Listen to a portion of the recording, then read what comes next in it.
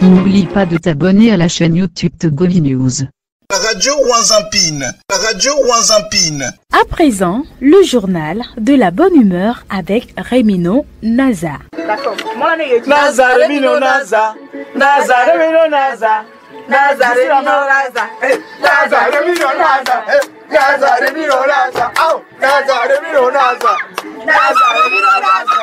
La société Bolt vous présente le journal de la bonne humeur. Hello, good morning, bonjour à tous mes amis de la diaspora togolaise. Dans le mois de janvier, les gendarmeries et les commissariats connaissent trop d'affluence à cause des gens qui n'ont pas honoré leur engagement vis-à-vis de leurs créanciers. Ah, 250 000 francs là, n'est-ce Possible, mais généralement, ce ne sont pas les seuls faits que nous constatons dans ce mois de janvier.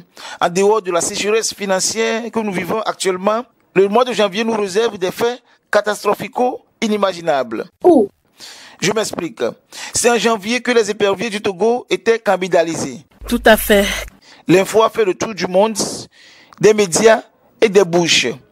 C'est encore en janvier que les Boko Haram célèbrent plus la foi des attaques meurtrières. Oh. Nous avons en mémoire l'affaire Charlie Hebdo où les journalistes ont été fusillés. Oh. Les djihadistes leur ont souhaité, à leur façon, les meilleurs vœux. Tout ça, c'est toujours à janvier.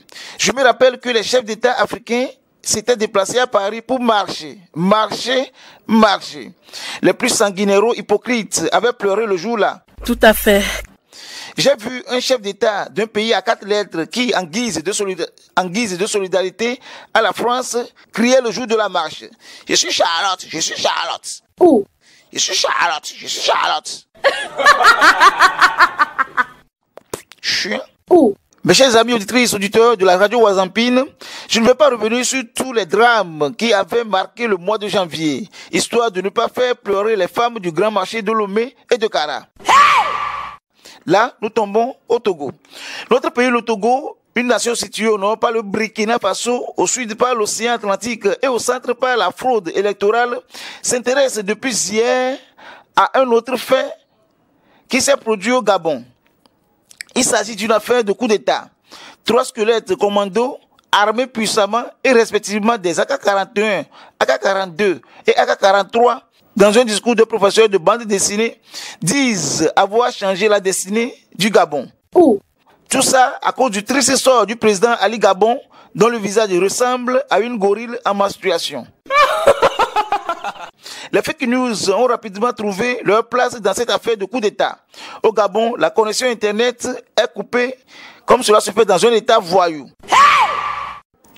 Que cette affaire de coup d'État soit vraie ou pas, nous avons remarqué une panique générale et coloniale au Togo. Tout à fait. Je connais un monsieur qui ne parle pas trop, qui a commencé par avoir la diarrhée. Oh. Mes chers amis, l'alternance en RD Congo se télécharge avec les élections. Celle du Gabon se télécharge avec l'état de santé d'Ali Baba et les 40 voleurs français. L'alternance au Togo se télécharge avec une nouvelle phase de cette lutte qui va commencer le 12 janvier 2019. Ces 3 nations sont des pays, des fils à papa imposés par l'art. On ne doit pas craindre les coups d'État en Afrique quand on ne veut pas quitter le pouvoir. Ça, c'est sûr. Tout à fait. Togo Afrique de l'Ouest, Tous ces dictateurs qui s'accrochent au pouvoir en Afrique, même si vous vous croyez très fort, soyez rassurés qu'un beau jour, l'armée vous dira bonjour.